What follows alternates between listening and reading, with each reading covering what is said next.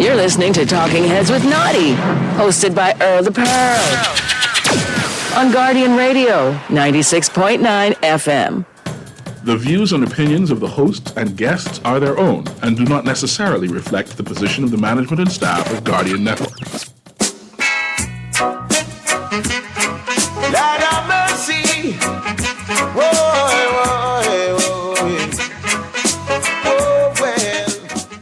Talking Heads with Naughty is brought to you by Burger King, the Cancer Treatment Centers of America, the Central Bank of the Bahamas, the Cleveland Clinic, Fine Threads, First Caribbean Bank, Grand Bahama News, John's Department Store, Joker's Wild, KFC, Naughty Johnny's, Percy's and Games, Prince Masters, and Tropical Gyros. And abuse me, I leave them with the ground. The way goes by so long. And good afternoon, good day. Welcome to Talking Heads on a Monday. This is Guardian Radio 96.9 FM. Yes, it's your boy Pearly in the house, filling in for Naughty today. Maybe for the rest of the week, we don't know yet. He's not feeling well. He has the flu. Oh, he sound bad. He said to let you know, this ain't no Yankee beating flu or no Dallas beating flu. He's really sick. He didn't sound too good when I spoke to him a few minutes ago when he got me the last minute. I need you. Feel good to be needed. But how's everybody doing today? How's everything going? And do you want to be able to talk to me? You want to be a talking head? Here's how you can become a talking head. Brought to you by BTC. And I need you to be a talking head today. Call me at 323-6232. That's 323-6232. 325-4316. 325-4316. Or you can get me at 325-4259. 325-4259. And as always, toll free, 242-300-5720, 242-300-5720. And of course, if you just want to text, it's powered by BTC, 422-GR96. That's 422-4796. Yep, and what's happening in the headlines today? Let's see what's going on. It's time for Headliners. Everything that's making headlines in the 242. Brought to you by the Fine Threads. Middle-class families need $10K a month. That's $10,000 a month. UB study looks at cost of living for middle-income families on New Providence and Grand Bahama. Cost of living for middle-class families on New Providence is 104% higher than low-income families. Man murdered off Carmichael Road. Monroe says more plea bargains needed. F&M, we stand with victims of domestic violence. And in the business section, Diagla, former minister, CCA, and Isma Lillian should settle and move on. It's odd to me that CCA would seek to appeal this ruling. Course ride on East-West Highway officially opens. Proposed Eleuthera store may cost $2 million. PI restaurateurs, revenue down on 40%, blames inflation. Too much emphasis on cruise visitors, says Bahamian economist, and trade diversification will require direct shipping from new markets. How everybody doing today? How's everybody doing? It's wet out there. Please be careful on those roads. So good to be here with you today on a Monday morning. We can talk sports later. I don't want to talk about that, but you know I got a call on the line. Caller, what would you say? Hey, Pearly. Hey, what's up? What's happening? All is well? All is well. What's up, Mystery? Listen, man, I really didn't expect Naughty to come in today. I didn't expect. You know, the father said he's not going to put more on us than we can bear. Yeah. And this beating, this is a lot for Naughty to bear. He can't take this. I mean, I understand he tell you to tell us that it's the flu, and you say you heard him, and he really sound bad. Listen. Yes, when a person get beat bad, when a person really get beat bad. You really want to do this early like this? Then a person, thank you for helping me. When a person really get beat bad, right? It can't sound good, Pearly. If someone really beat you and keep on stomping you and stomping you, you can sound good? No, but he actually is sick. I heard him yesterday before the game. He wasn't doing well. I understand all of that. But you think that's all part of the sickness? Yeah, there's a lot of beating, man. I told him he can have a losing season. The Yankees, the Cowboys got a very tough schedule right now. Yeah. So he ain't going to see the city for the smoke for a while. Ah, Lord. Okay? All right. So I'm sorry it's him. Glad it ain't me. My Dolphins getting beat up, but I know why. We can talk about that 5 o'clock. Call me back All at right. 5 o'clock. Let's have a conversation about that. Okay. All right? Okay. Mystery is trouble. Hey, join the Nassau Guardian as we celebrate our milestone 180th anniversary on November 23rd, 2024. Beginning today, Monday, November 4th, and every day this month, we feature a blast from the past, highlighting pages from the oldest and most respected newspaper of record over the past 18 decades. Wonderful snapshots of our Bahamas transitioning from abolition of slavery to the period of internal self-governance and independence and into the 21st century.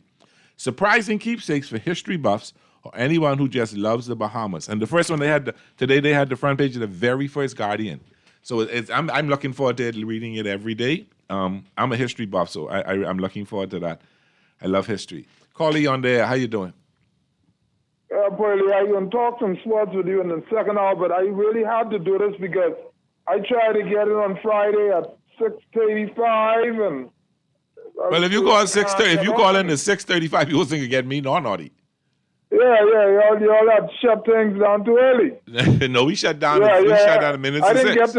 I didn't get to congratulate you all on your win, but I'll do it better in the next hour. Okay, so what you want to do now? Tell that caller, don't try to get a Naughty, okay? Okay, well, I'm sure the caller can hear you. I'm sure the caller can hear you. We're gonna be back next year. Okay, we'll talk at 5. Right. Okay, no So problem. we'll talk at 5. Tell them No don't problem. try that with Naughty. Okay. All right. I'm going to get into the show yesterday, all worried, but Naughty. You know, I was listening to Shivago a few minutes ago, and he was talking about the U.S. elections. I think him is following that more than we follow our own elections. But the question I was asking him is, what's the difference between the Democrats and the Republicans? And just in simple terms, the Democrats are considered left, middle to left, and the Republicans are right. In other words, the Democrats are more liberal, and the Republicans are more conservative. The Democrats are more big government.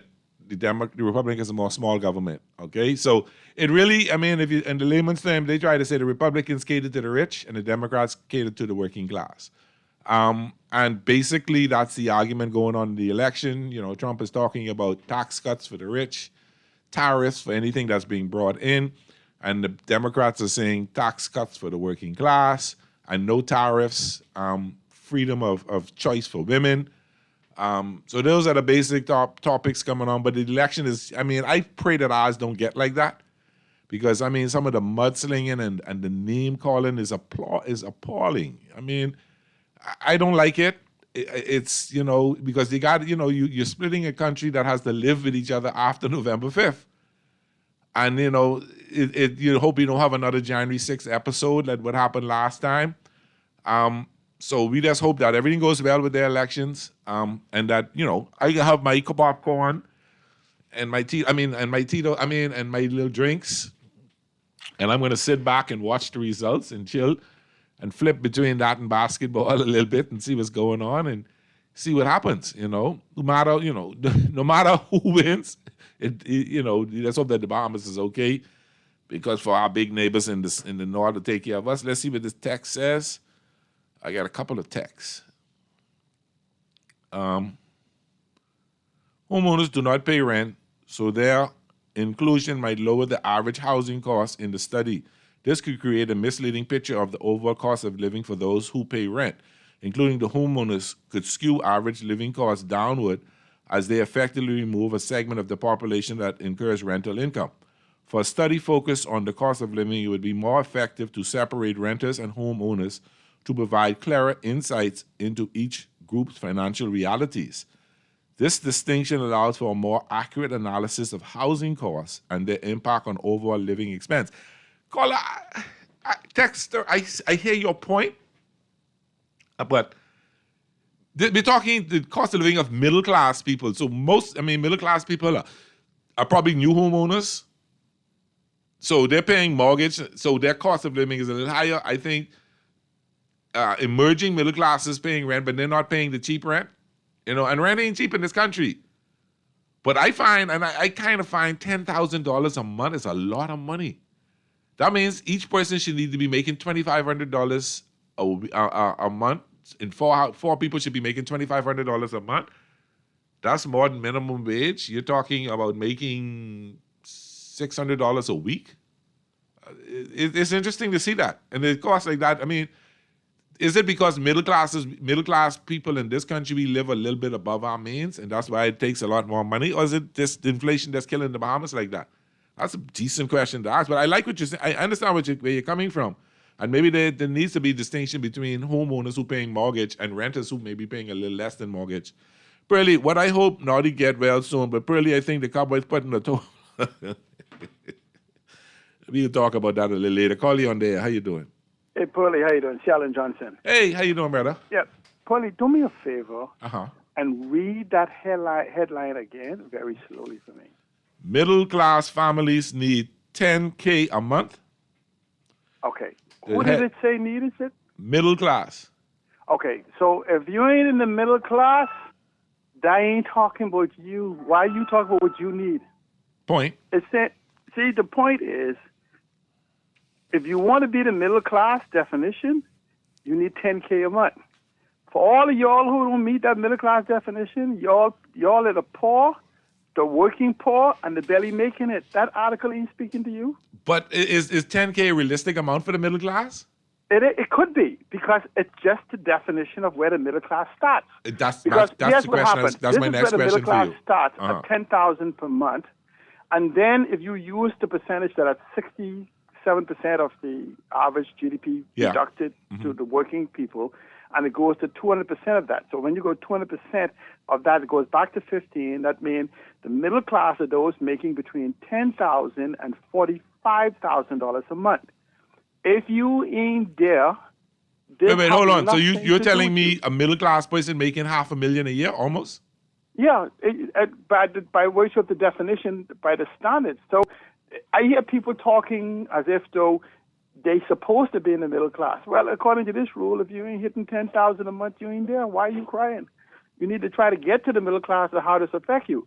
So for those of you who don't meet this definition, this isn't talking about all the hymns, because No, I understand that. You have the working class, right? Then you have the poor, and then you have the 1% above the rich, right?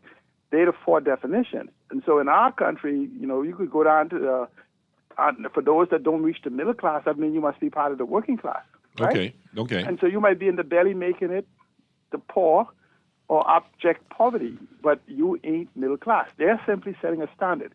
If you want to be defined as a middle class in this country, you need to get to $10,200. And that's collectively four people in the house. So that's mommy, daddy, and two working kids. And if they're not working kids, between mommy and daddy, they got to make that kind of money. Right. Then each of them must take home $5,000 a month. Each of them must make $60,000 a year. If you're a single only person working, you must make $120,000 a year. Uh-huh. If two of you working, each of you must make $5,000 a month each to be middle class. I want to ask you this question. Is the middle class growing or dying or decreasing? I should say dying, but is it growing or decreasing? The middle class is decreased because there's going to be fewer people. This is why it would have been great to have the census numbers concerning these income from homes. Exactly. To match this to say how many people meet each of these income class. Have we seen the census numbers yet? No, we haven't that in its totality. But let me say this to you. According to the GDP numbers, those figures are correct. Okay. The question is not is the fact that they're correct, is how many people we can now say lives in the middle class. And that's the question we must ask, because if we then correct the GDP and translate that into what we should be taking home and where we should be, and this is a good argument. Isn't this a good argument for, what's that salary they like to say, the livable wage? Yeah. Because if you're trying to, most of the population should be the middle class, then it'll already show you even what they're offering for the livable wage of $6,000 a month or whatever, or $2,500, whatever it is they have per month. I can't remember what the amount is, but even that won't get you into the middle class. So this is good information for a reasonable conversation if people stop trying to put themselves as being part of this group of people. You're not. Look at your paycheck, and if you ain't getting $5,000 a month, and your husband getting a wife getting $5,000, or if you're a single person and you are making $10,000, you are not referred to in this paper. So do you think that Bahamians who trying to put themselves in the middle class missing what the real definition of middle class is? Yeah, but it gives us a benchmark of where we need to be, because if the average person in the Bahamas, if you extrapolate from our GDP, put it at 16 billion for all the other things, and the workforce of 200,000, 225,000, and you divide that, you'd come out at $80,000 per person. When you take the 67% of that 80,000 to where the middle class starts, you end up at this exact figure. But if you just take it raw, as where every single person working in the Bahamas makes almost 80,000 a year, and you ain't making it, then you have to ask who is making your 80,000. Okay? I got so you. if you're only making 20, somebody making your 60 because the numbers don't lie. Yeah. Okay, so now what we have to do is we must now look at this study for the truth it holds to find out where this disparity in the income in our country, break it down, and guess what? All of the data we need is in Ministry of Finance, is in education, is in NID, and all those different places. The problem is we don't want the truth. The truth is a painful reality. Yeah. Just like this, for all those people who used to run around in the Bahamas saying, well, I'm part of the middle class. They're the one that woke up with a reality check with the survey. Say, hey, wait, I don't make that kind of money. What you mean I'm middle class? There you go. So what they say to you is you're the upper working class, but you're not middle class. So you're considering one class give me the four classes you call it again now? You have the elite or the 1%, the middle class, the upper class, the working the class, middle class, and the underclass. All right, so the upper elite, the working class, the middle class, the working class, and the underclass. Underclass, okay. Right, and so we may have a whole bunch of different things in that underclass, and that's from poverty to abject poverty. And then we have the working class, which could be what do you call it, barely making it, right? So that's the crew that's making the 6,000, who they're only barely making the 6,000 a month. Hey, if you wake up with one hand, you have to just put on a full shirt with our socks and tell them the hand hurting today you can't use it because you got to go to work because then you'll be slipping. I got you. That's where we are. Okay, but let's brother. look at the study for the truth it holds, and let's broaden the study to know the truth. We're only looking for 225 individuals. All right. And we're looking for the distribution of the wealth in the country. Okay. And this may be the awakening call for it. All right. So much. Okay. Hey, just let me say in ending this. Hey, Go ahead. The only person, the only group of people who can fix this problem from a leadership perspective is Michael Bintard and the F&M. I hear you. Callers, don't go nowhere. We're going to take a quick break. Please don't go nowhere, callers. We're going to take a quick break. When we get back, I'll talk to you. This is Pearly filling in for Naughty today. Talking Heads on a Monday. Guardian Radio 96.9 FM. We can be right back. The work goes by so long on them plantation, and me never get paid. Of all they stole away, how many life them slay. Now them work just lock them in them face. Around the world, Cleveland Clinic is recognized as a leader in healthcare. Our team of experts relentlessly pursues the best for our patients. From groundbreaking cancer research to state-of-the-art heart surgery, life-saving innovations happen here every day. When it's time to travel for your health, it's time to travel to Cleveland Clinic. Your destination for care, for every care in the world. To learn more, visit clevelandclinic.org/Caribbean. Play with Island Games, we making dreams come true. Play with Island Games, we paying more out to you. Don't mind the noise in the market, you getting cash in your pocket. 'Cause Island Games is spicy, and spicy is tradition. So when you play Island Games, we putting Bahamians first, guaranteed to pay. Island Games, we like them other jokers. We've been here from the start, from the bike to computer. Island Games, we gonna make your dreams come true. We playing with Island Games. John Shoes and Accessories is your one-stop shop for all your footwear needs. You will find what you're looking for among the growing collection of classic and trendy styles with new arrivals every week. John's covers the whole family and has great prices, helpful and friendly customer service. Your experience shopping with us will be time well spent. Shop with us online at www.johnshoes.com. John's also now carries small home appliances, so come on into John's located on Rosetta Street in Palmdale and Carmichael Road West. John's, we put fashion at your feet. I'm joyriding. CIBC Caribbean is giving 3 lucky clients the chance to win cash prizes this Christmas. Finance your vehicle with us for your chance to win, and we'll gift you no loan application fee, up to 100% financing, and up to 10 years to repay. Visit CIBCFCIB.com/joyofgiving and apply for vehicle financing now. Terms and conditions apply. You're listening to Talking Heads with Naughty, hosted by Earl the Pearl. On Guardian Radio, 96.9 FM. It's time for The Buzz. What are you buzzing on? Brought to you by John's Shoes. Lord have mercy. Lord have mercy. Y'all should see me dancing in here. You know I can't dance. Welcome back to Talking Heads on a Monday. Early in the house. Let me read these quick texts and I get right to you, caller. No, they're showing that the middle class is dwindling because it takes more to live life of reasonable comfort in this low reasonable. I don't quite understand, but I understand what you're trying to say. Sea Island always makes sense. Sea Island always makes sense. Sea Island. Sea Island. Callie on there. How you doing? Hey, Bernie, all is well. Thanks for holding. I appreciate that. What's up? Tell me something. Uh-huh. I need to know the statistics from 2005 to now. Like, what was the cost of living and for rentals and thing and all that for that time period? Because I'm under the assumption that these apartments and condos or whatever went up. Oh, they have. They have. Salary ain't gone up. They have. No, the cost of living has gone up. Inflation is one thing. And you understand the pandemic did a lot of this damage to us. And this is before the pandemic, man. No, but understand that the rental wasn't going up. It was always going up, but not to the level it's jumped since the pandemic.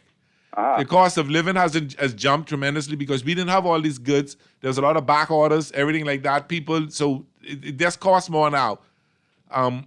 I'm not making any excuses, but it's been a significant jump from the last one I think was in 2020 to the one did now. So what I'm saying is, okay, you go in certain areas, right? I could expect out west and then you could spend $1,200 or something dollars. What $1,200 out west? Where $1,200 out west? Where you live in? You live in Shackly. 12 to little 5. No. Try 2,000 and up to live out west. Yeah, you know what I say, man. Okay. But how I could spend that down in the hood and thing?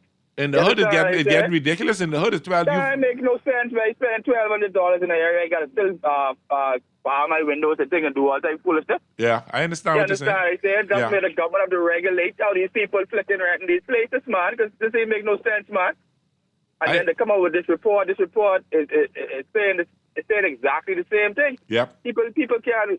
What do you name? Fred, but to come on saying he try to get a woman one out with all the children and thing, one little 3-bedroom, a 2-bedroom house. And he couldn't find no house for her. That's a problem in this country. People don't have nowhere to live on this island. It is hard. Nowhere to live at all. You got to search to find anything around here, man. Let me ask you this. Does it mean that we should now look at moving to the family islands? They need to start developing depopulate New Providence? Nobody won't be here, Pearly. Okay. I from Nassau. I've been living in Freeport for years. From 2002, you didn't want to be around here. I got you. They need to do things on these islands, man.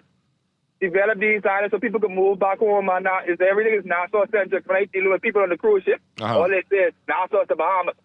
Yeah. That's all they thinking about. I understand. They don't know no other island in the Bahamas. I got It's got to change, man. That's all this report telling me. Amen. I hear you loud and clear. Thanks for calling. Callie on the air. How you doing? Caller, are you there? You ain't got to be a little patient with me, you know. Just be a little patient. I ain't going nowhere. I call you on there. How you doing? Hi, Pearly. Hi, Pearly L. How you doing, darling? I'm doing wonderful. What's up? You know, what the gentleman was saying is so true, but one of the things that came to mind when he was talking is the fact that in this country, when things go up, it stay up. Oh, yeah. It always go from up to upper and upper up. Yeah. It never comes down. Like America, when the prices are up, the prices of item goes up. But when you see that price drop, in those stores, those prices drop to match. Here, it's like there's no regulation. I don't know what price control does, because they'll be checking the prices, but they don't ever say, okay, to buy the product it's less these days because this is how it's coming off the market. Now you can lower the price to match that. They don't ever do that. Well, I think price control only look at bread basket items and certain items. They don't check everything, so you could price it the way you want. It's competition, I guess they're saying. No, I understand that, but this is what I'm saying. So, but however, if they can control the pricing, not even them, the government can control how people do things. Like when the gas go up, the gas go up and it stays up. Even when they're paying less, they're still paying more. However, they're still complaining. Gas has fluctuated. Been as high as $5.97. It's down to exactly. $5.32. Down to $5.32 right now. So, that fluctuates. But it should be lower than that because the 25 cents out of this makes it even higher. It should probably be 4 something right now. Exactly. Or at least very 5 or something. But they're not going to do that. They're not going to carry it to match what they're paying to bring it in. They just want to drop it a little so you can take, so like in the food stores, the prices always go up and up. You never see it come down when they pay less. And this is what I don't like with the way we do things here. If you pay less for the item, come on. And then if they buy the item at less and the price go up, the item that they have already had in stock, they throw the price up on that too. Yeah. So if you land something for $1 and you usually sell it for $1.50, if the price go up and you land it for $1.25 and you spend it for $1.75, you're moving that one you land for $1 up to $1.75 too, you saying? Yes, that's what they do. Wow. Okay. They always put everything across the board to match the inflation, but they don't never deflate any price of almost anything in this country. This is why the price of living is going up and the middle class is shrinking and has to shrink. So you're calling for an expanded role of the pricing commission? I don't know who does it, but somebody needs price to look control. over. You're calling for expanded role for the price control commission because right now they only look at a certain amount of items. Yeah. Okay. They need to do something rather because I know they get their salaries. They get to pay. They're probably upper middle class. Listen, they work for government. Ain't no upper middle class work for government. Listening to the statistics this morning, I think I poor. I didn't want to say that. Me too. I think I started working poor. I guess about there. Have a good day. All right, baby. Take care of yourself. Text, Airbnb is driving up the cost of rentals. Limited rental space. Landlords can charge whatever they like, even if it's not worth it. And, that could be a point because of Airbnbs. Nobody wants to rent regular now. Everybody just renting their apartments Airbnb. So if you had 15 apartments in the market and 10 of them go Airbnb, only 5. So the brother can say, listen, if I get 5, I get one apartment and 500 people want it, I can take this price anyway because the fellow with the most money can pay for it. That could be an issue. This may lead to another discussion of do we need regulations on Airbnbs? That could be another question. Callie on there. How you doing? Hey, Pearly. Yes, sir. Yeah. To piggyback off what Pearly was saying, it's really true, man. I remember years ago I could have gone in the food store and buy a quarter oil. Remember those dollar oil? Yeah, Yeah, man, from the oil prices ran up about 10 years ago, oil products has never went down. No.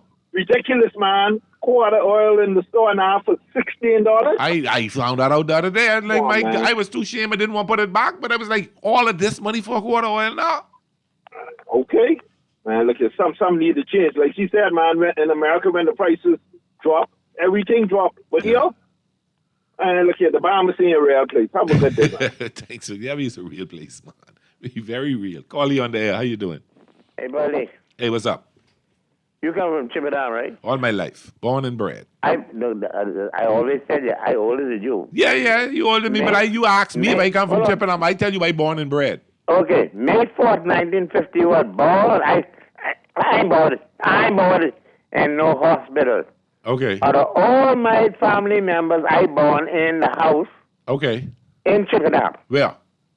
Right on the corner where the Infantry Drive, and you turn that corner to go towards the thing up. To go to Human Society. Infantry Road and Dunmore Avenue. Yeah, Dunmore Avenue. Okay.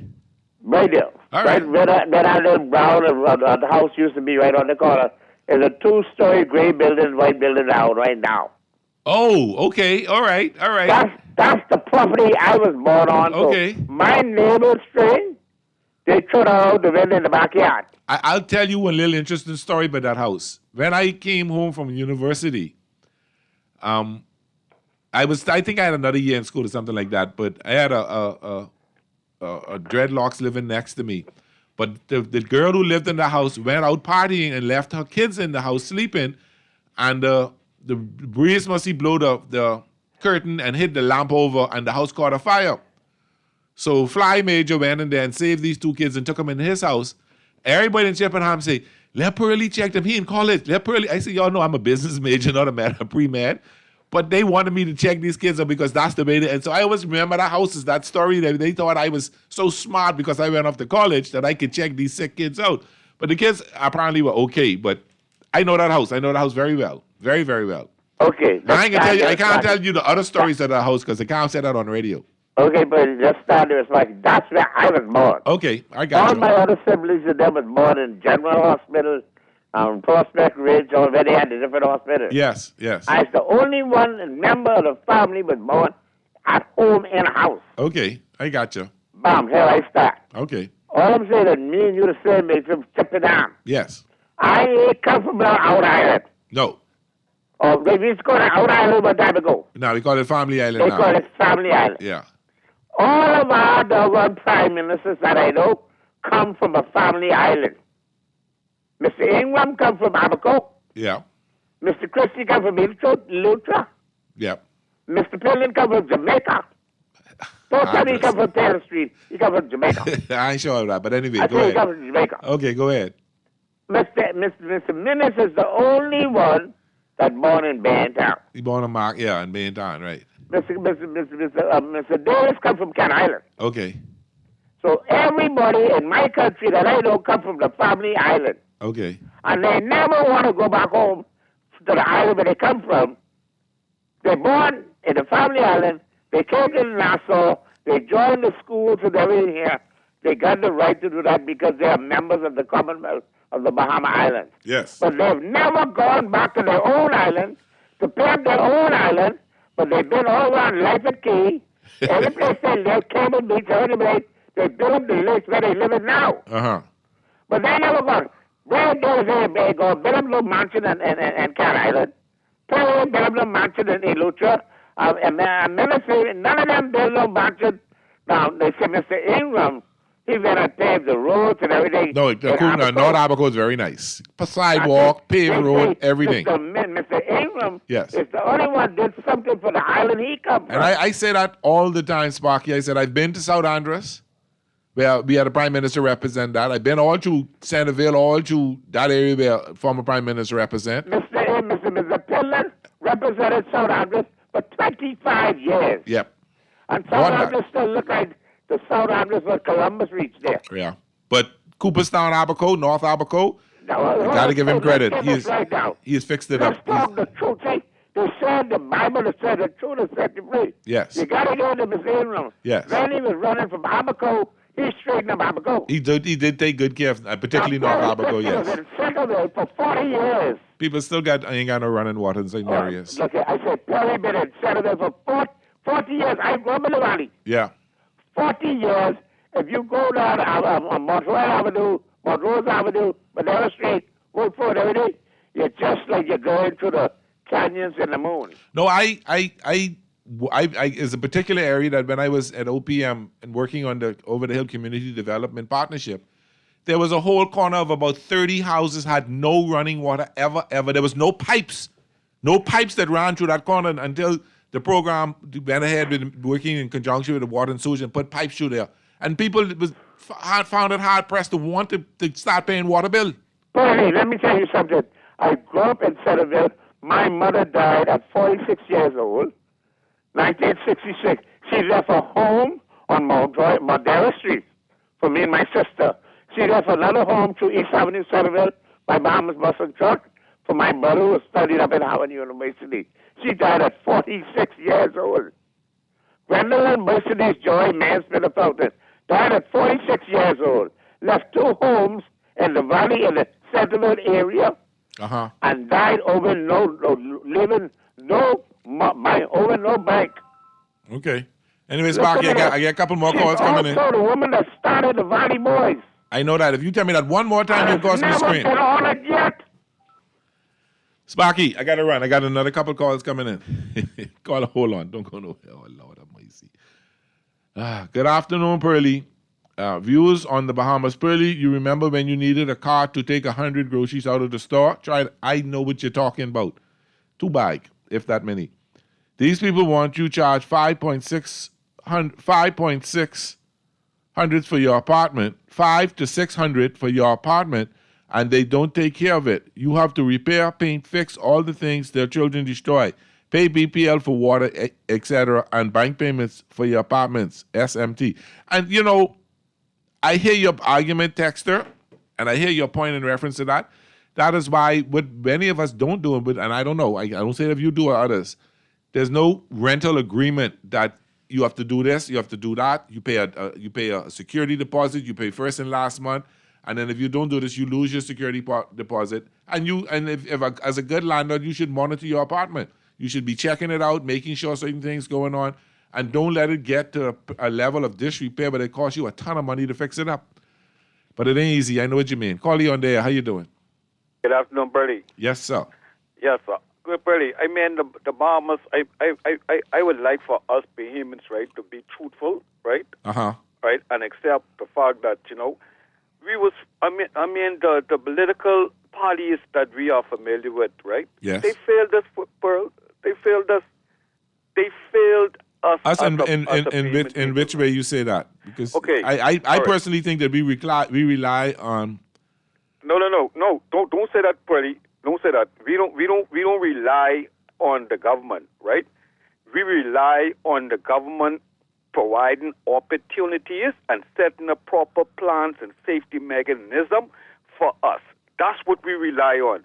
But we don't rely on the government, Pearlie, to do, you know, literally take the money and put it in our hands. That ain't but what a lot of people believe that. A lot of people believe that. A lot of people do, and most of those people would believe that. You know who they support? The PLP and the FNM, right? Because at the end of the day, Pearlie, right? I can tell you this for us being a former FNM, right? At the end of the day, Pearlie, right? The PLP and the FNM only sells dreams to the Bahamian people to get elected. And then after that, we suffer for but it's coming down now because, you know, one took us to 4.5 and this one must be taking us to 4. So hope the next one might take us to 3. Because it's coming down pretty, right? We ain't going to 5 years no more because these parties are showing us that we cannot go to the 5-year term because we can't, there's nothing we are doing to stand up boldly in the faces of the Bahamian public to go for 5 years. That ain't happening. You ain't think nobody else out there selling dreams to us too? Pardon? You ain't think no one else selling us dreams too, or concept of plans too? I gotta say it like that. Well, see, the dreams would possibly because what I read in the Guardian in particular and other what you call it, they have no interest in even entertaining the person who's selling the other dreams. They only interested in entertaining the same people who selling us the same dreams. Why you think they entertaining no one else? That's because they are demonstrating to be a part of the status quo. Because if you're not, right, it shouldn't matter who you bring on your show and let the public make the decision based on the place on the people. But when the actual media house can determine that, like, we ain't entertaining these people. Only these people we talking about and entertaining. Whatever they say, it makes sense. We can't go like that. We could never go as a people like that because they are showing us that only what they say makes sense. And we have to move beyond that, man. Pearlie, we need you, you know, Pearlie. but we don't need you to be here for that, Pearlie. You have a wonderful day. On this show, it's Bahamian and Bahamian only on this show, okay? I like. Hey, Pearlie, Power just came back on in the Lucha, so I missed the first of the show. But I must say the Dolphins gave the Bills a scare yesterday because of 2 passing game and runners went wild. We can talk about that 5 o'clock. Call you on the air. How you doing? Hey, what's up, man, Burley? Hey, Radio, what you saying? All is well. Hey, is it safe to say that this administration has pretty much stagnated the middle class, or I'll even go so far as to say as to even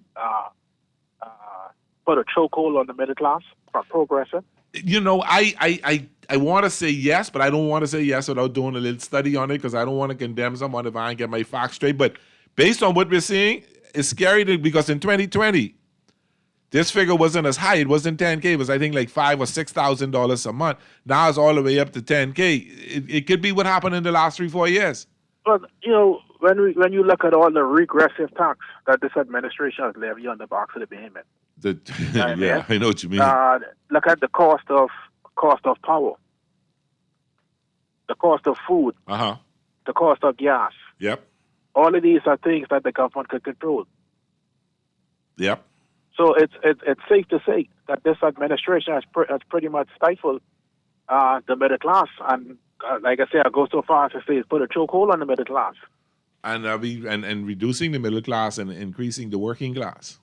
Yeah, you know, because there's some things right now the government could do immediately to alleviate some of the issues what's going on in terms of, you know, even in terms of the working class. Give me an example. In terms of unemployment numbers, there are things the government can fix immediately. Okay. Like taking VAT off bread basket items.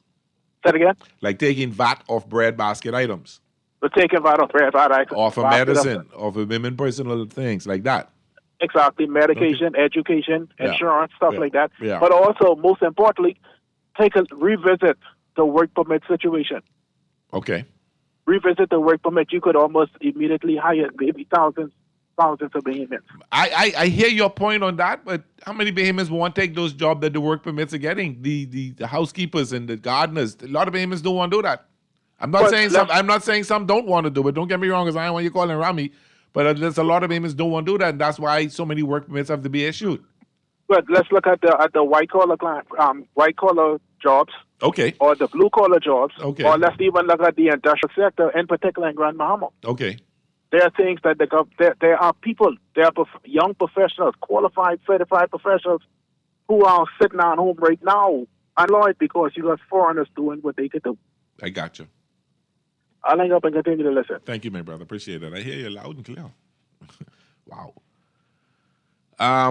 These couple of texts. The PLP always believed that they owned the institution of government. The people elected them to administer the affairs of government, and they can't do that.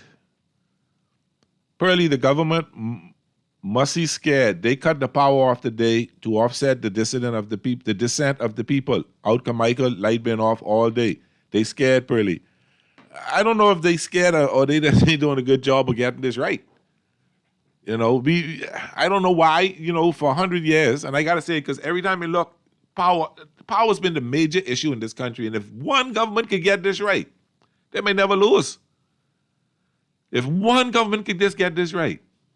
And I don't understand if we have so many smart people, so many people who run in the show, they can't understand what has to happen, what we should do to alleviate this problem of power. What we should do. I mean, I don't see nothing going. I don't see nothing happening now from what we were sold. I don't see nothing now on this deal with this new deal and everything like that. I don't see nothing unless it can happen in December.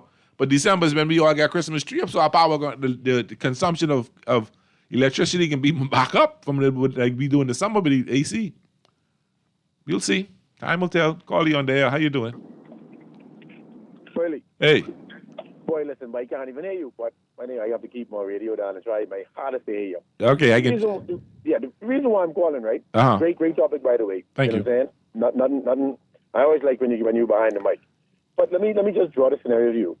The Bahamas, since the beginning of time, we've always been in a position where we train up, and there's no training down for us because we have, for years, for decades, foreigners that are employed by the hotels. They come to the hotels. Nobody can teach Bahamians about hospitality, yeah? Okay. No one can teach Bahamians about hospitality, but that's who we are, but that's just why tourism is the number one industry. And you have foreigners that come here, and they get jobs, and Bahamians have to teach them. Teach them. We teach up.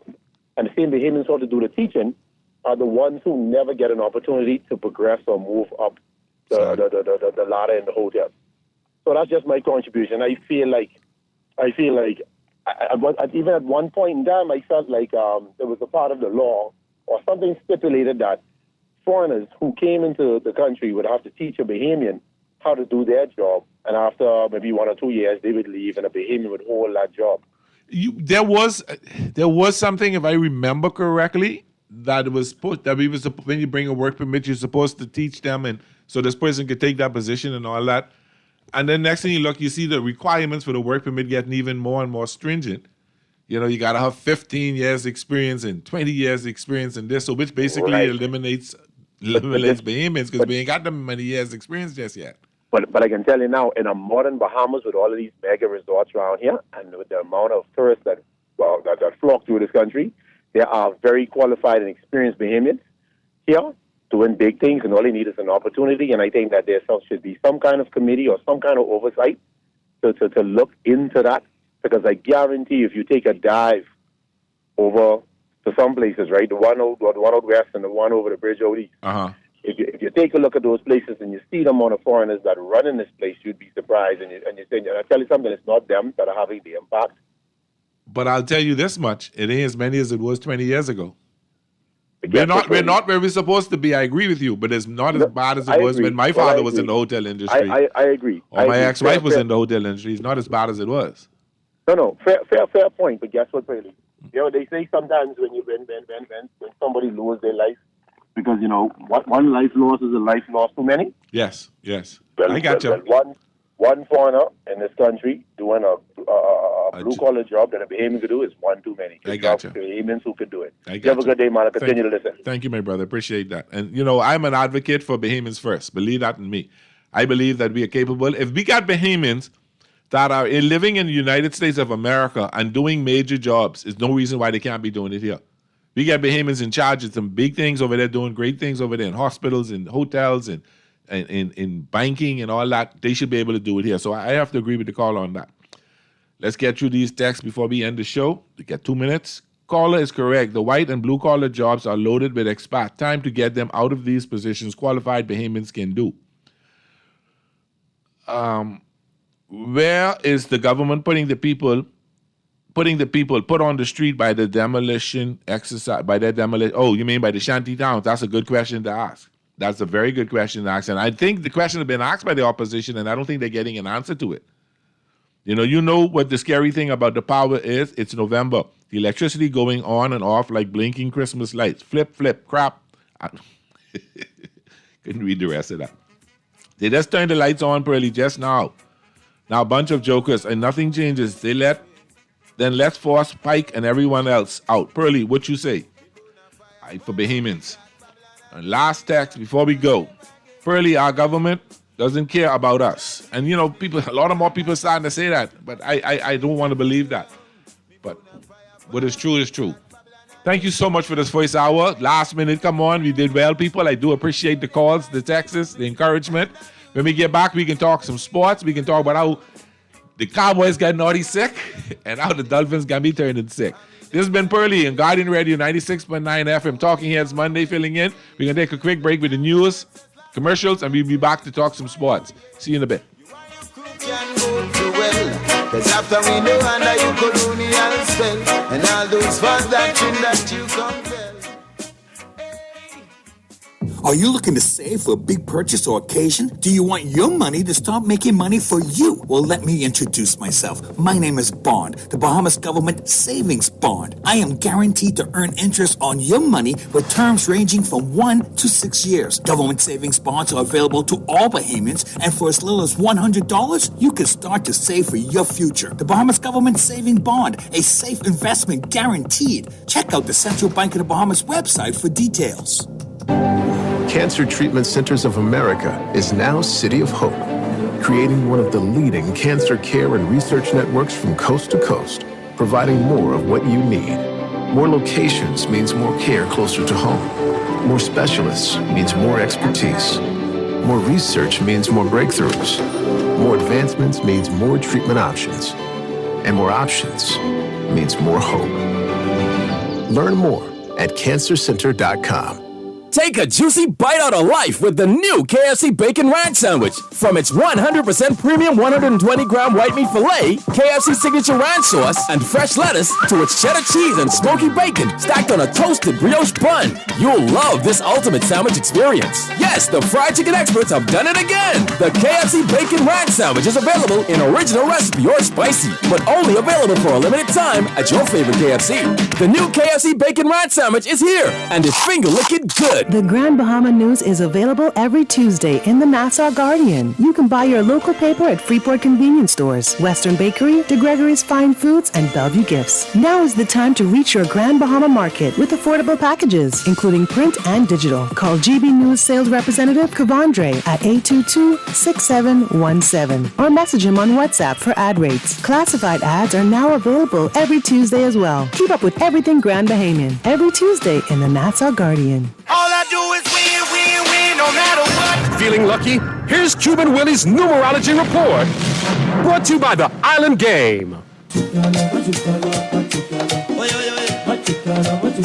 Wepa! Buenos dias! It's Monday! It's me, Cuban Willie, and it's time for your numerology report brought to you, of course, by the Island Game. De tres pelotas, 7, 3, 8, 7, 3, 8. Play it and win with the Island Game. Stay winning, my friends. Play with Island Games. We making dreams come true. Play with Island Games. We paying more out to you. Don't mind the noise in the market. You getting cash in your pocket. 'Cause Island Games is spicy and spicy is tradition. So when you play Island Games, we putting Bahamians first. Guaranteed to pay. Island Games. We like them other jokers. We've been here from the start. From the bike to computer. Island Games. We gonna make your dreams come true. We playing with Island Games. You're listening to Talking Heads with Naughty, hosted by Earl the Pearl. On Guardian Radio, 96.9 FM. Lord have mercy. Whoa, whoa, whoa. Oh, well. Talking Heads with Naughty is brought to you by Burger King, the Cancer Treatment Centers of America, the Central Bank of the Bahamas, the Cleveland Clinic, Fine Threads, First Caribbean Bank, Grand Bahama News, John's Department Store, Joker's Wild, KFC, Naughty Johnny's, Percy's Island Games, Prince Masters, and Tropical Gyros. I leave them with the brown. The work goes by so long on them plantation, and me never get paid. Of all they stole away, how many life them slain. And good afternoon, good day. Welcome back to Talking Heads on a Monday afternoon here on Guardian Radio 96.9 FM. Yes, this Pearly in the house filling in for Naughty. He's a bit under the weather. The brother don't sound too good. But the story that we're telling is that beating Dallas, he took him Dallas yesterday, got him like this. But we can just go with him feeling sick. You can call me at 323-6232, 325-4316. 325-4259 or toll free 242-300-5720, or you can always text me at 422-4796, powered by BTC. Boy, let's get right into it. Let's get into something that we can go to right now. Caller, don't go nowhere. Hold on. If I don't do this, I can catch Eternal for this. Let's get to today in sports history. Okay, let's just get where we at? Today in sports history. Today is Monday, November 4th, 2024. Today in sports history, in 1923, George Halas of the Chicago Bears picked up a Orang Indians fumble and ran it 98 yards for a touchdown. In 1954, the Philadelphia A's moved to Kansas City. In 1960, Will Chamberlain of the Philadelphia 76ers set an NBA record when he missed all 10 of his free throws. In 1972, the LA Kings scored 3 goals within 45 seconds against the New York Islanders. In 1973, the Chicago Bears set an NFL record when they held the Green Bay Packers to 12 yards passing. In 1976, Major League Baseball had its first free agent draft. 24 players were available from 13 teams. In 1994, United Center in Chicago opened. Also in 1994, the San Antonio Spurs season opener was delayed for 50 minutes when a fireworks display triggered the sprinkler system in the Alamo Dome. In 2001, Randall Cunningham of the Baltimore Ravens achieved 30,000 career passing yards. In 2001, the Arizona Diamondbacks won their first World Series. They beat the New York Yankees 3-2 in Game 7. In 2001, former Dallas Cowboy Nate Newton was arrested in Louisiana after police found 213 pounds of marijuana in a van he was driving. In 2003, Mark Messier of the New York Rangers scored 2 goals and moved into second place in career points. The goals were points 1850 and 1851 of his career. The sports quote of the day, the game isn't over till it's over, Yogi Bear. And on the home front, in the Guardian today, Thompson Hill hitting their marks. Sharpshooters move up all-time three-point list. Strawn catches his first touchdown of the season for Boise State. And the Mingos hold off to beat the Crime Stoppers. And caller, you're on the air. How you doing? Hey, Pearlie, what's up, man? All right, yeah, what's up, Coach? What you saying? Listen, man, I am good. I gleam, and I went back to school today. Just come off midterm, and listen, man, I was greeted with a 2024 World Series champions LA Dodgers hat from one of my parents. Wow, oh man. I'll have my T-shirt by the weekend. My sister traveling, and she will be bringing back my T-shirt for me. Because I go rolling. So the wife says, asking in the family group, what are we going to do for pictures this year? I said, well, that's easy, because I ordering everybody, my son, my 3 daughters, my grandson, the 2 dogs, the cat, everybody getting a Dodgers championship shirt at. So we can do the pictures and that this year. Oh, I look forward to seeing that. Yeah, the only problem is I couldn't get one of my sons. My son is a Brave, and the next one is a Cincinnati Red. I wouldn't get them to wear Dodgers. Oh, boy, well, I ain't got that too. Right? I learned well from my dad and my aunts and my uncles growing up in the Seymour household. So, buddy, it sound like I need to come take a picture with you all this Christmas. Yeah, listen, I born in the first 2 words out my mouth, Lakers and Dodgers. I hear that. First 2 words out my mouth. Did you make the Arizona game? The football game? Yeah, I went to the Arizona game. Oh, my God. I took 2 colleagues from school, and it was one of my colleagues, his uncle. It was his first game, man. Listen, man, they had a good time. It's sad to say, 2 weeks in a row we lost by a field goal at the end. But listen, man. That uncle would happen to be Brother Bowie. No.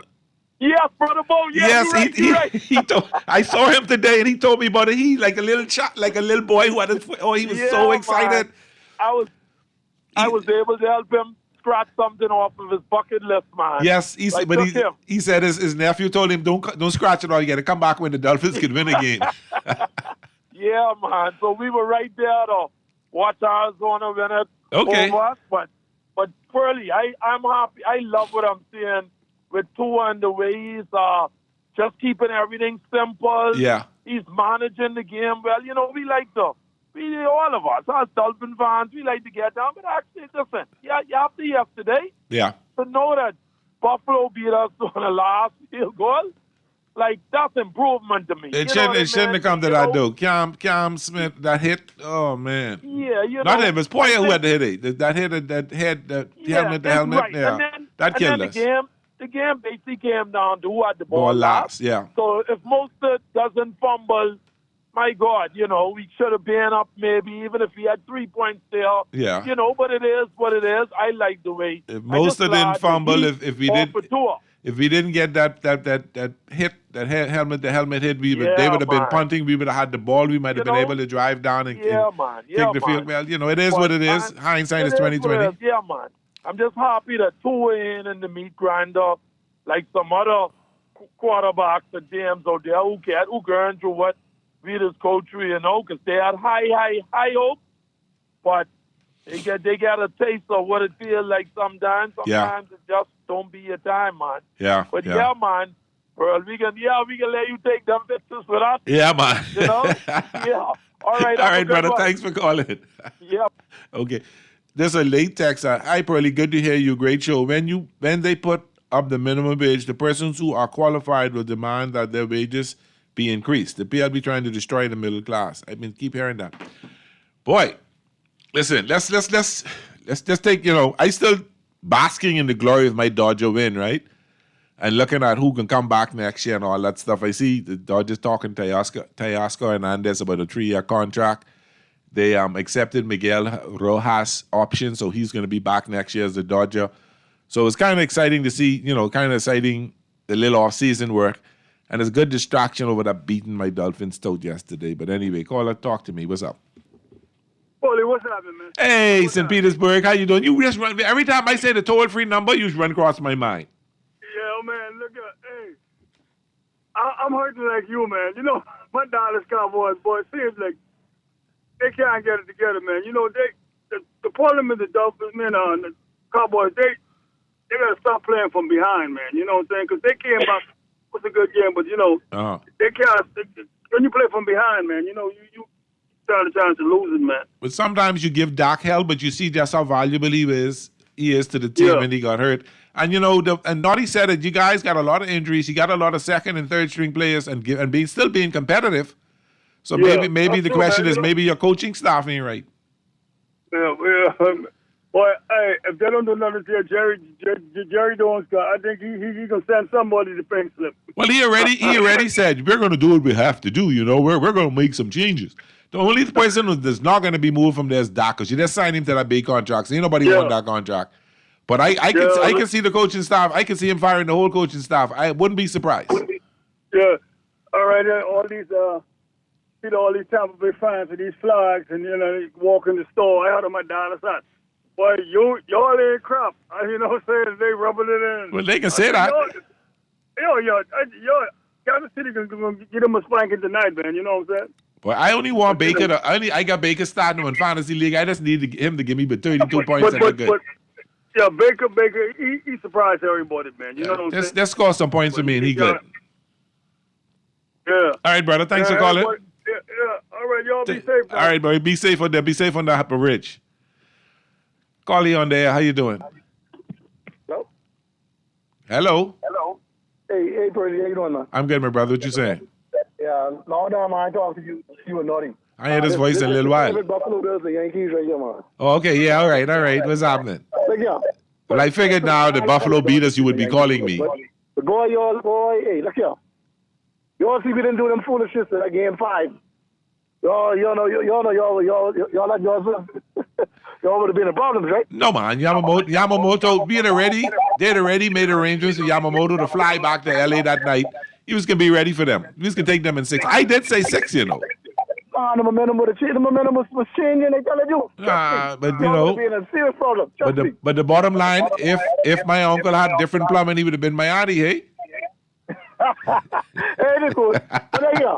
What's up? I hear you and 2 callers before. On your Dolphins and my Buffalo. Hey, come on now. We ain't play our best, and we still beat y'all. So, y'all calm it down a little bit now. You and me and a bunch of my Miami Dolphins fans, yeah, y'all calm it down a little bit. But what you got to take note is, whenever Buffalo playing Miami playing the Jets playing Buffalo, New England playing Buffalo, Miami playing New England, the record doesn't matter. It can always be a good game because they division rivals. So, Miami could be 0-15, and Buffalo could be 15-0, and Miami could still probably find a way to beat them because of the rivalry. Birdie. Yeah, that's true. But then, I can call another time, man. I own the ATM line and the car behind me, so we can talk another time. All right. Appreciate that. Take care, brother. See, that's dedicated listeners. He on the ATM line, and he take time out to call me, and I appreciate that. Thank you so much, my brother. I appreciate that so much. So, yesterday was an interesting day in football. We can just run down the scores kind of quick, just to take a quick look at what's going on. Of course, my Miami Dolphins got beat 30-27. This dude kicked a 61-yard field goal. The brother missed an extra point, barely put in the next extra point, was looking very erratic all season, and comes out and kick a 61-yard field goal to beat Miami. Boy, they're writing on the wall there. The Ravens looked very impressive yesterday, all over Denver, 41-10. The Bengals also looked very impressive yesterday, 41-24 over the Raiders. The Ravens, I should say, beat the Broncos 41-10, and the Bengals beat the Raiders 41-24. The Titans 20-17 over the Patriots in overtime. That was a good game. Dak Mays had a really good play at the end of the game to tie it up, to send it to overtime, but then again they lost it in overtime. Panthers beat the Saints. I don't know which of those teams. You know, Kamara put up some good points. The Falcons beat the Cowboys 27-21. And Dak Prescott got hurt in the third quarter. They don't know if he'll be back. Groin, and something else. You know, not good. Cleveland Browns lost to the Chargers 27-10. Cleveland giving you what I know they'll give you all season. The most impressive team I've seen so far is these Washington Commanders. They beat the Giants 27-20. The Eagles beat the Jaguars 28-23. Somebody put Saquon Barkley looked like he'd been an Eagle all his career. And they didn't come from the Giants. He was really impressive. He did one hurdle, then he spin around and did a back drop over somebody. It was kind of impressive yesterday. The Rams beat the Seahawks 26-20. Excuse me. That was in overtime. That was interesting. Detroit, I telling everybody, and mark my words, the Detroit Lions will be the team in the Super Bowl this year. Our final 13 is an interesting by Rich Eisen talking that Detroit is the best team in football, not the Kansas City Chiefs. Yeah, Chiefs, I said it. And we'll see. I'm picking Baltimore and Detroit in the Super Bowl. Not so much sold on Baltimore as much as I am on Detroit. It could be a Kansas City-Detroit Super Bowl. I wouldn't be surprised if that happens. But my pick is Baltimore and Detroit. And the Minnesota Vikings beat the Colts 21-13 yesterday. I watched that game a little bit. Minnesota should have beat them worse than that. Colts Flacco looked pretty good. So we'll see what happens. Other scores, Detroit beat the Nets last night, 106-92. I see the Hawks beat the Pelicans, 126-111. I see the Mavericks beat the Magic, 108-85. And the Lakers play tonight. Tampa Bay, Kansas City tonight. So I think football is starting to shape up right now. We started separating the men from the boys, the winners from the Dolphins. This may be one of the best quarterback draft classes. That's possible. They're talking about this. That's the class that the second year class. You're talking about the crew, the Dake Mays and this is a pretty good quarterback class. The kid in Washington is looking good. I think is a pretty good. I think the teams did well in drafting. I don't see you had these quarterbacks drafted and they were absolute flops. I don't see that so much yet. I see that maybe these teams are developing these quarterbacks a little slower. They're not rushing them in like that, other than the ones who come out, they're quite ready. But if you look at them, Love looked pretty good yesterday, even though he's been in the league a little longer. He looked pretty good yesterday in battling. Kids are looking good. They're looking real good. It's the question I had now, is the running game dying in the NFL? Even though you had some good fellas run yesterday and some good, I shouldn't ask that question, because Miami, that's the only good thing Miami had yesterday was the running game. Achan really did well, and other than the fumble, he ran well. Call on there. How you doing? Hello. Hey. Yeah, it's Bob and Pearly. Hey, bro, what's happening? Yeah, just chiming in, my boy Naughty as well, you know what I mean? You get some lemon and water and whatever and some sunlight. Tell him don't forget the sunlight. Yeah, you need to stay out. Yeah, he likes stay air conditioned too much. He let them dupe us and lying us about the sunlight when the great forefathers was in the sun up, the sun down, and nothing happened. Yeah. The vitamin D from the sun is good for you. But anyhow, we Steelers had to buy this weekend. Steelers? Yeah, I think you had to buy. Yeah. Yeah, but the thing is with Naughty, he keeps saying, I watched the game. I watched the Vikes and the Colts. I watched the game last night with Vikings and Detroit. And the Colts, the Vikings and the Colts. Yeah. But Flacco comes from Baltimore, right? He was in Baltimore before. He was a good quarterback. I don't nothing surprising with people like Joe Flacco and Goff and Joe Burrow, man. You see how tough our league is, right? Yeah. So I just look in the paper. I just look at this. I see we inherited the division at 6-2, right? And so Naughty will keep saying the Dallas, they beat us, right? But Naughty know that was a good game. That's his only row. It was a real steal. It was a close game, so I can't see him really thriving on that. And you see their record. And Dallas deserve better than that. They had a big white boy, one tight end there. I don't know his name. I don't know. He injured it. Oh, I don't know. Yeah, I think he's hurt. That's what happened. Yeah, because he reminded me, but he's terrible. He's a good offensive guy, man. But anyhow, we can see what the rest of the season bring. I don't know who playing tonight, Birds. You got the Kansas City Chiefs and who else is Kansas City? Who Kansas City playing? I just was looking at it half a second ago. Yeah, but once you say Kansas City, they can watch it. That's a good game. Bless up, respect. Yeah, man. All right, my brother. I like that. See, once it's Kansas City, it's a good game. Kansas City playing the Tampa Bay Bucks today. We just talked about that. So that's me. But, let's take a quick, the caller brought up the standings. And let's take a quick look at that. In the AFC East, Buffalo got a 7-2 lead. The Jets 3-6. My goodness. They really got it. And the Dolphins 2-6. I mean, it ain't much better. And Patriots 2-7. In the AFC North, the Steelers got a 6-2 lead over the Ravens, who are 6-3. Bengals 4-5, who's starting to play good ball. Cleveland just dropping 2-7. In the AFC South, you got the Houston Texans with a 6-3 lead. The Colts 4-5. The Titans 2-6. The Jaguars 2-7. Over in the West, AFC West, Kansas City Chiefs got a 7-0 record. The Chargers are 5-3. The Broncos are 5-4, who really looking a lot better than they did last year. And the Raiders 2-7. And then over in the NFC, the East. And what's interesting about NFC? I don't think they've had a repeat division champ in a few years. So this might be another change.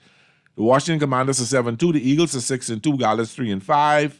Giants 2-7. Detroit over in the NFC North 7-1. Minnesota 6-2. Green Bay Packers 6-3. That's a very competitive division. And the Bears are 4-4, which means they're not really out of it. The NFC South, the Falcons are 6-3. The Tampa Bay 4-4. Panthers 2-7. Saints 2-7. And then in the NFC West, the Arizona Bitches. This is probably the weakest division, but competitive in terms of the records. Cardinals are 5-4. The Rams 4-4. The 49ers 4-4. And the Seahawks 4-5. So that's only a matter of them beating up on each other and see what's going on there. So that's quite interesting. If the season was to end, I come to you right now, call. If the season was to end today, it will be Detroit, Washington, Atlanta, and the Cardinals are the division winners. The wild card would be Minnesota, Philadelphia, and Green Bay. And if the season ended today, it would be Kansas City, Buffalo, Pittsburgh, Houston, and the runners would be Baltimore. The wild card would be Baltimore, the Chargers, and the Broncos. And then the Dolphins too far out. So that's what it'd be if the season was to end today. Call you on there. How you doing? Yeah, Pearls, what's going on? What's up, Buff? What you saying, man? Running back, Achan. Achan. Yeah, number 28. Yeah. This helmet, the cap, what was on this helmet, many teams is have it on. The defense, is someone on Buffalo have it on too. What that for? That's the concussion. That's the way they call it, a helmet cushion. That's for, he had a concussion, so he's out with a concussion. So a lot of players are now putting that on to protect themselves from getting concussion. They asked two if he would do it, and he said his personal choice is he wouldn't wear one. It looked kind of goofy, but it works. It looked like your Grammy hat with your Grammys to put on over. But it is protecting from sustaining a concussion or sustaining another concussion. So, and as being a running back, I have no problem with him wearing it. I think it's a good thing. All right. I want Baker Mayfield them and Big Chief them. They first lost tonight. And that's a possibility. That's a distinct possibility. That can happen. Yeah. And I want them to hand them their first loss. So they wouldn't, go undefeated like the Dolphins, so I put into that. Every Dolphin is pulled for that, every year. Yeah, every Dolphin put in for that. But you see that touchdown catch, that was the Eagle thing. Which one, the one-handed? No, the one where it bounced off him and then he's on the ground and it dropped right on his chest. Oh, no, that was that the Eagles or was that? Yeah, I saw that. It hit him, it bounced, he juggled it, and then he held on to it. Yeah, that was a pretty good catch yesterday. There's some great catches yesterday. Yeah, plenty one-handers and all that. And plus that interception with Ramsey had. That was kind of crazy. Tyreek Hill had a pretty good catch, a toe topper. So there's some good plays yesterday. Yeah, I see that, man. All type of toe toppers and things. And I'm playing some overtime was solid and everything, too. Yeah, Barkley came on bad, too. But that move with Barkley, too. But I don't know. Backwards jumping, he jump over the fella backwards. Yeah, they do every show last night, do a segment on that. Yeah, that's going to be, to be able to do that, man. Yeah, somebody said looked like he'd been an Eagle forever. I see it as one of the best football players ever. Yeah, that was kind of cool. Yeah. Well, anyhow, let me let someone else say. Anyway, the Heat win, so I still result. Hey, when we play good, and we still lose, shit. Yeah, and a field goal, defense, man. You got to work on that. We need edge. We need edge. Don't get down the field, even get to no field goal. We need them fellas back. Bradley Chubb back. We need some edge rushers. That's not our problem. Yeah. Hopefully he'll come back soon. Yeah. All right, brother. Take time. It's a good game tonight, really. All right, brother. Good to hear your voice, Muff.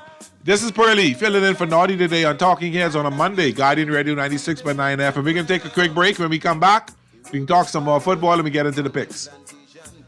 Never get paid. Of all they stole away, how many life them slay? Now them works just slap them in them face. Why are you are your crook and go to well? Cause after we know under you could only spell. And all those fun that you compel.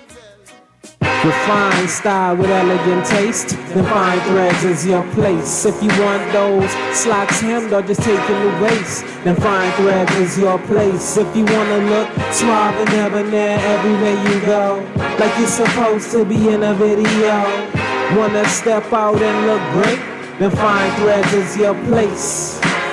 Refined style with elegant taste, then fine threads is your place. Is your place. Is your place.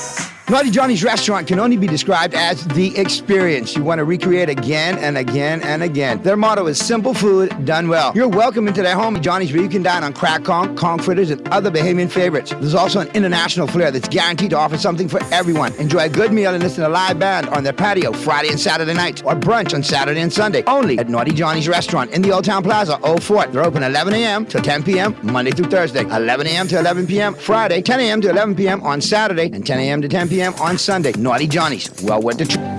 Cancer Treatment Centers of America is now City of Hope, creating one of the leading cancer care and research networks from coast to coast, providing more of what you need. More locations means more care closer to home. More specialists means more expertise. More research means more breakthroughs. More advancements means more treatment options. And more options means more hope. Learn more at cancercenter.com. John Shoes and Accessories is your one-stop shop for all your footwear needs. You will find what you're looking for among the growing collection of classic and trendy styles with new arrivals every week. John's covers the whole family and has great prices, helpful and friendly customer service. Your experience shopping with us will be time well spent. Shop with us online at www.johnshoes.com. John's also now carries small home appliances, so come on into John's, located on Rosetta Street in Palmdale and Carmichael Road West. John's, we put fashion at your feet. You're listening to Talking Heads with Naughty, hosted by Earl the Pearl. On Guardian Radio, 96.9 FM. Lord have mercy. Whoa,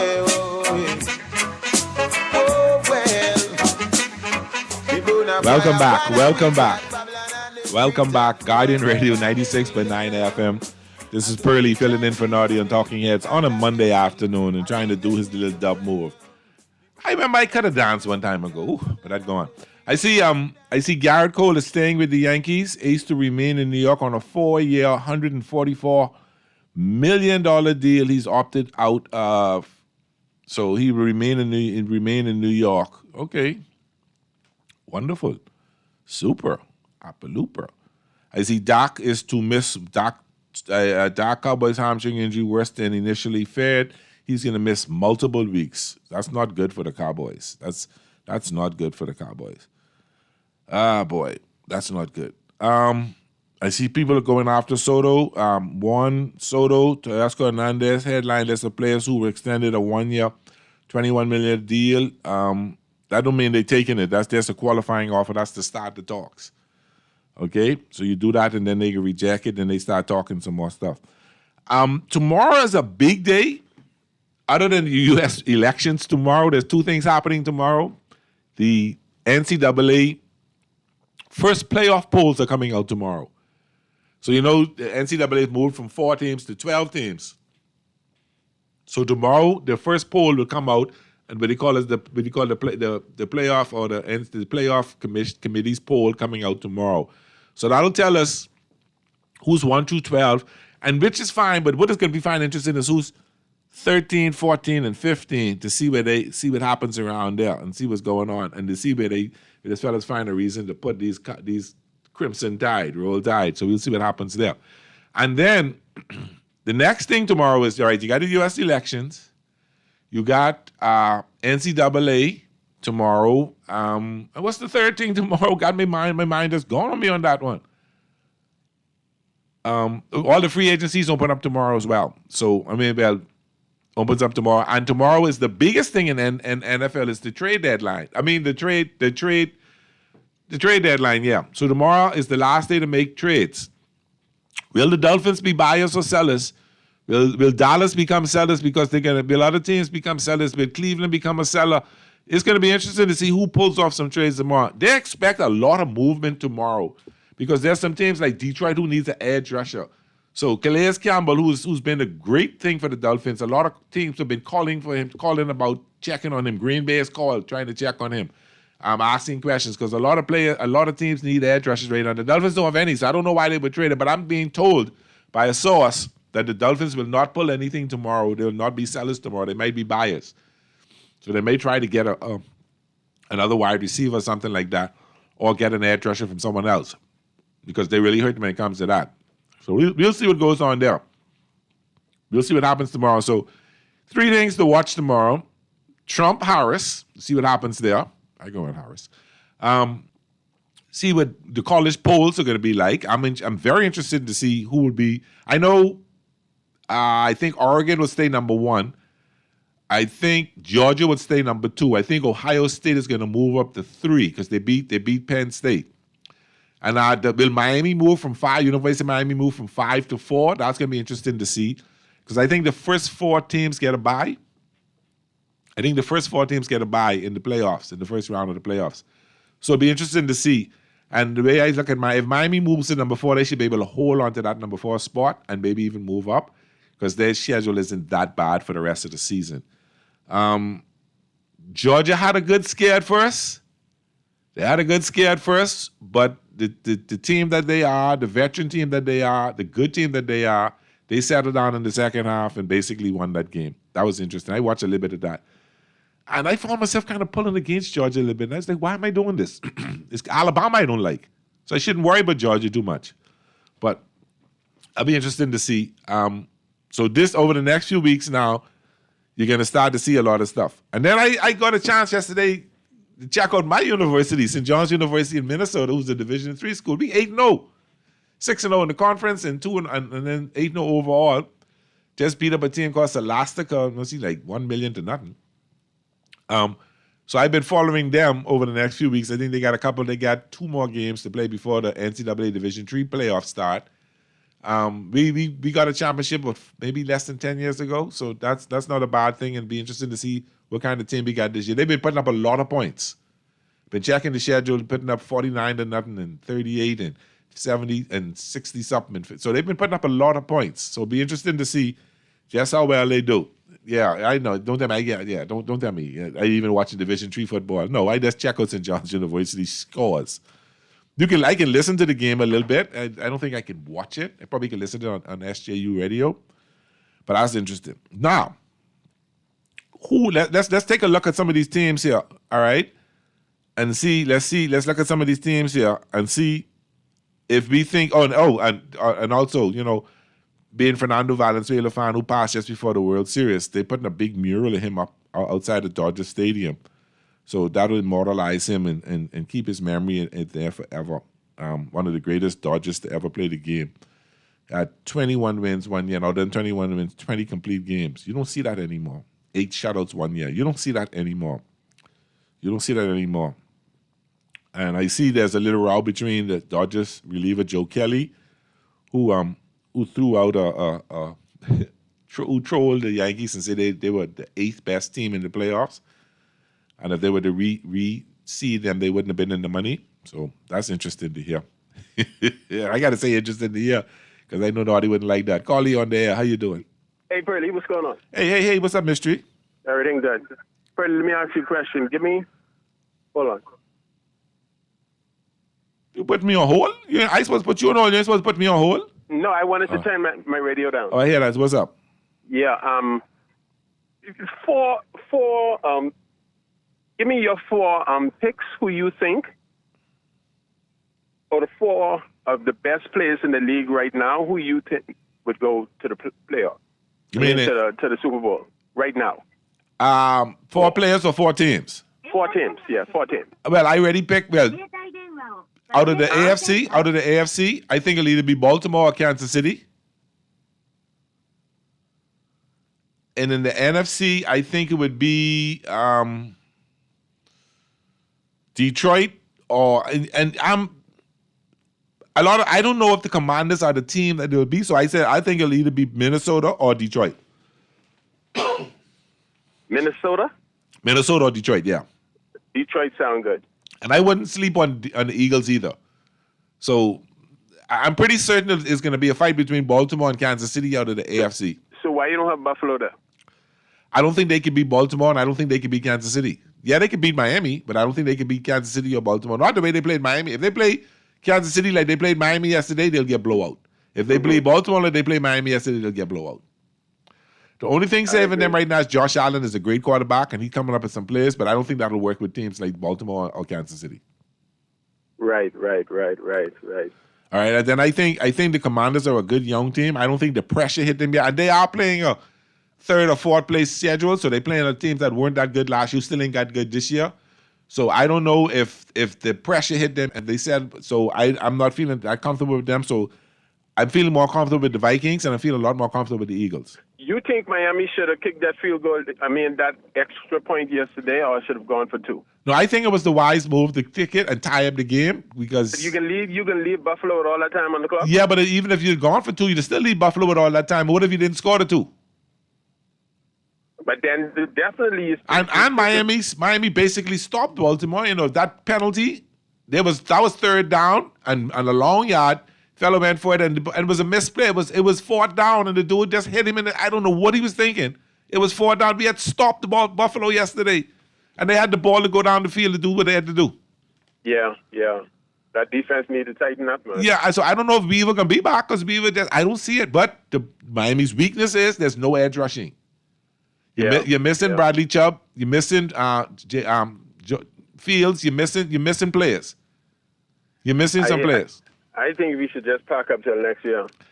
But then what happens if you pack up till next year and you make some trades and get rid of some players, you bring in some young players, some other players in next year, you probably won't be as good as you'll probably be the same team as this year as you are next year. So you're damn if you do and you're damn if you don't. Yeah, you're right. You know, but I know who the problem is not. It's not Tua. I think it is him. No, it's not Tua because he gave you 27 points yesterday. He played well. He managed the game well. They had a good run on attack. He managed the game. Mostert fumbled, and then the defense made a bad move. Other than that, he took the ball, and they couldn't stop him. He led the team down the field every time in the back half when they had in the second half. Okay, well, I didn't watch the Cowboys game yesterday. Whose fault is that? Cowboys just ain't got a team. They got too many injuries. They just got a weak team. There's too many injuries. And the fact that Dak got hurt them even more. And he's going to be out weeks. Dallas can get plenty beaten going forward. Yeah, that was a lot of money with them contract signing this year. Now look what's happening. That's part of the game. Yeah. You know, a lot of times you sign a player like that and then they get hurt and you be like, oh my goodness. Yeah. All right, Pearly. Okay? All right. Okay. Thanks, Colin. All right, we got to get to the picks and see what's going on today. And, you know,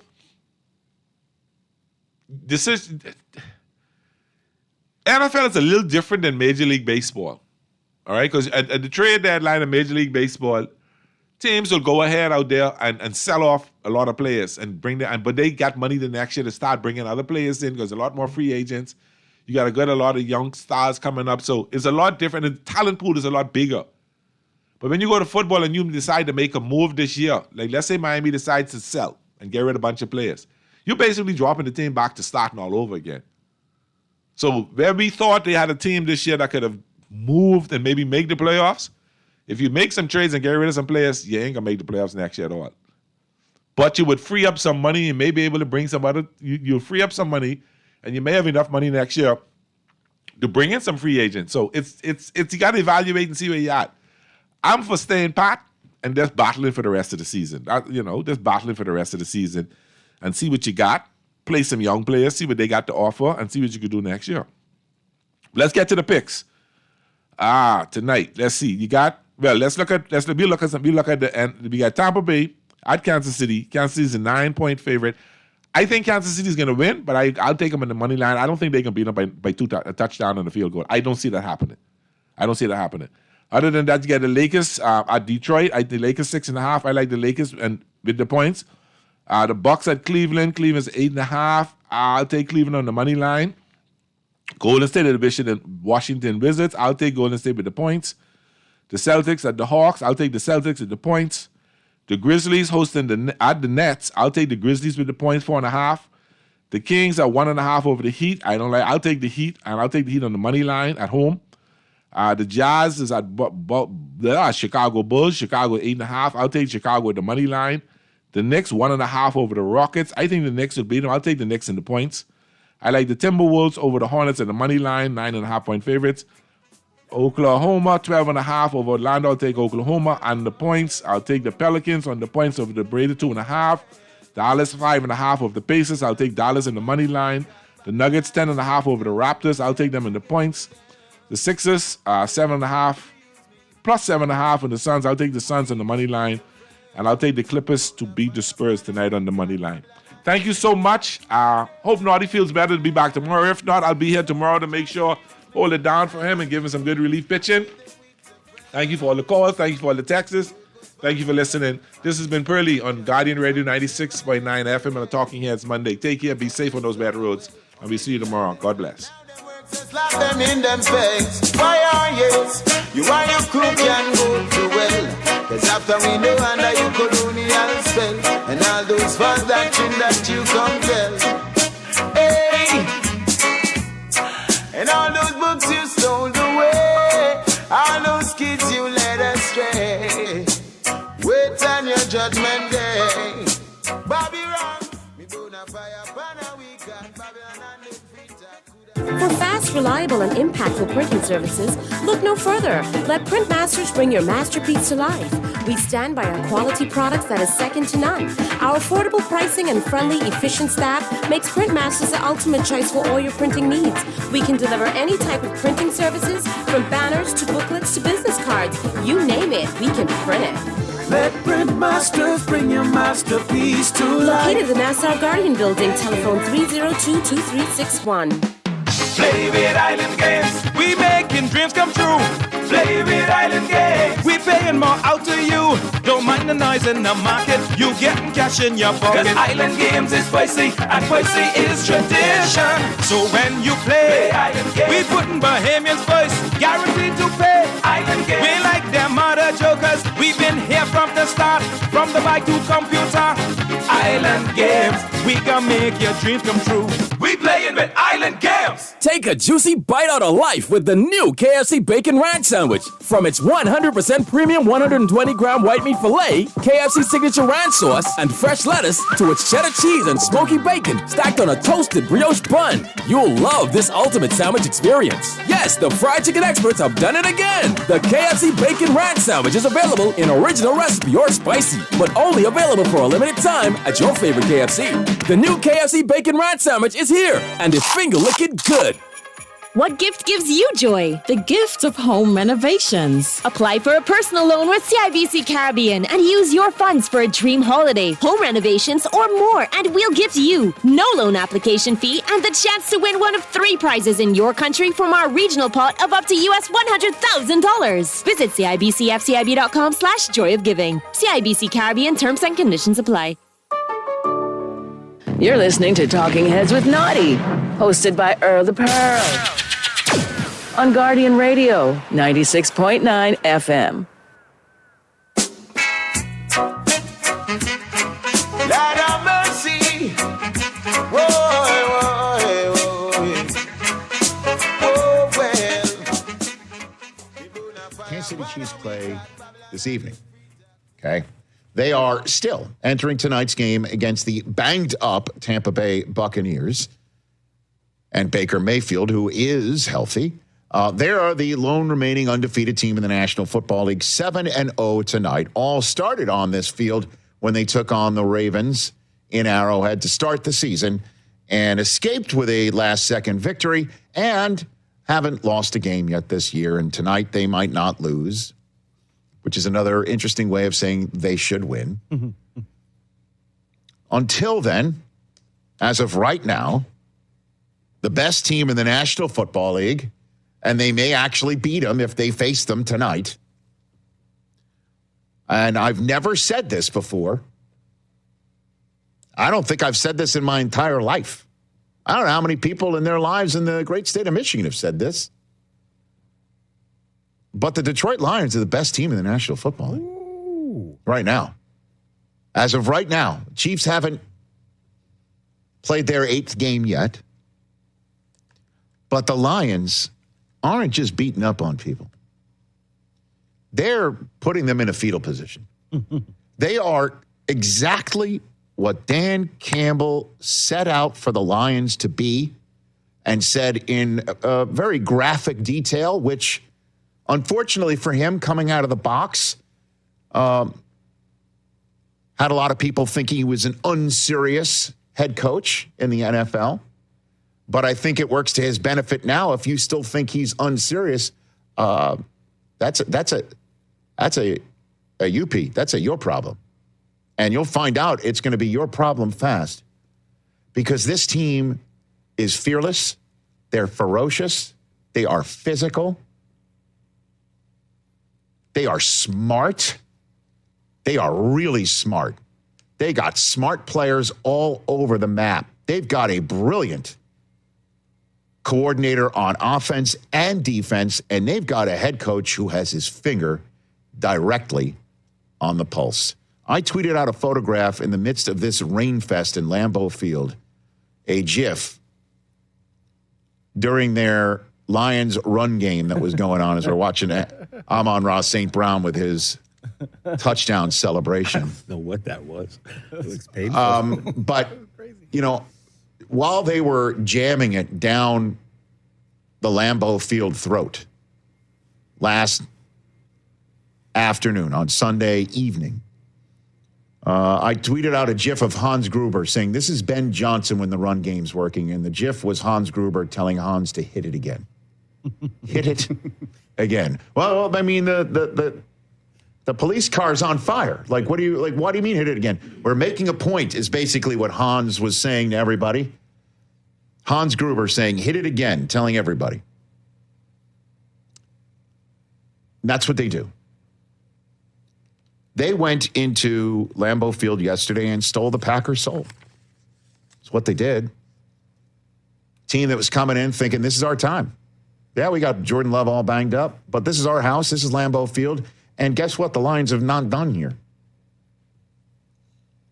They've never sent a quarterback on the field to Lambeau Field 3 straight times and won with that quarterback 3 straight times. Indeed, the only quarterback on the list, there's a list, I guess it's now created, of Lions quarterbacks who have won 3 games in a row in Lambeau Field. The list is Jared Goff, and that's it. I tweeted that out. People are like, Bobby Lane never did it? Nope. Nope, they did not. As a matter of fact, the Lions have now won more games, or as many games, in Lambeau Field in their last 3 trips there than the team did all the way from the early 90s to the time Dan Campbell showed up. From 92 to 2021, including playoffs, the Lions were 3-25 in Lambeau Field. They're now 3-0 in their last 3 trips. And Jared Goff, all he does is complete the football. That's what he does. And you can't stress the importance of it, certainly when the run game is working. When David Montgomery's doing his thing with the Thunder, and then the Lightning Jahmyr Gibbs comes in, and Tom Brady was even like, I've been around seen some fast running backs. He mentioned Chris Johnson and Jamal Charles off the top of his head. And I know for a lot of millennials a lot of the young kids out there, you might be like, who are those guys? They were really fast and in their prime, really good. Chris Johnson was known as CJ2K around the NFL Network parts for a while because he had a 2,000-yard rushing season. But Jahmyr Gibbs isn't being asked to have a 2,000-yard rushing season because David Montgomery is too busy stealing your soul. And then Gibbs can do it. Montgomery can do it from the 20-yard line in, and he's broken some big ones. But Jahmyr Gibbs can steal your soul from any part of the field. He could just take it to the house from anywhere. And then Jared Goff, when he completes footballs, not only does that keep a drive alive, it keeps your offense off the field. It keeps you from getting on the field and scoring.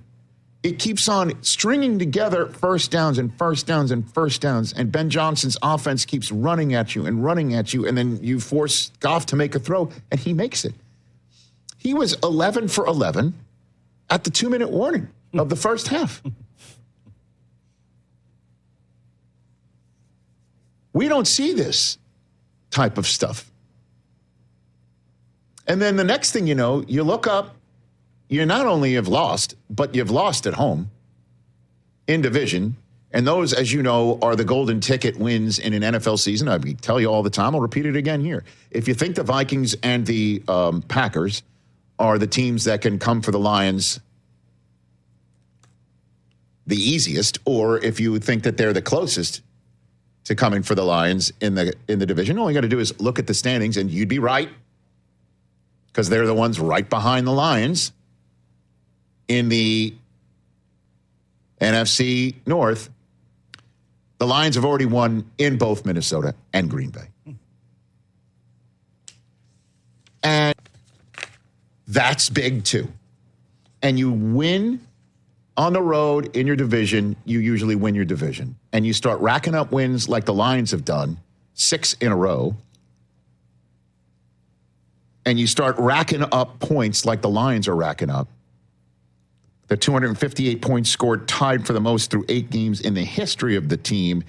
And they're 7-1 for the first time in the Super Bowl era. Last time they were 7-1 was 1956. And you see that.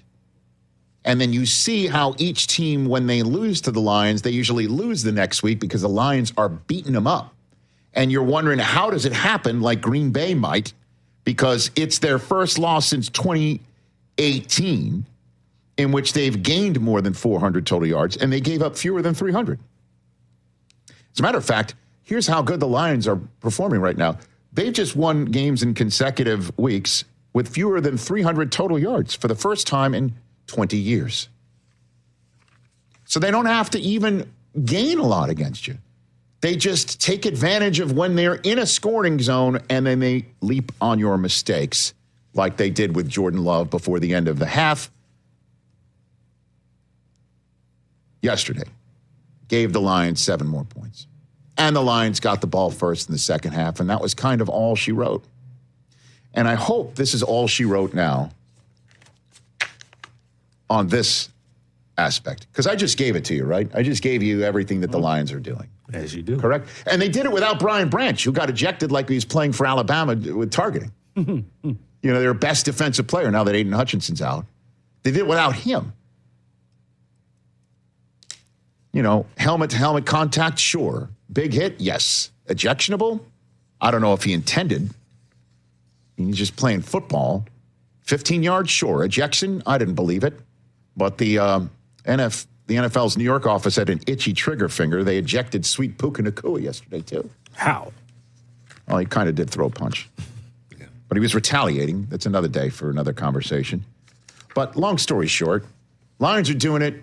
They don't have to score. They don't have to get a lot of yards on you. They pounce on your mistakes.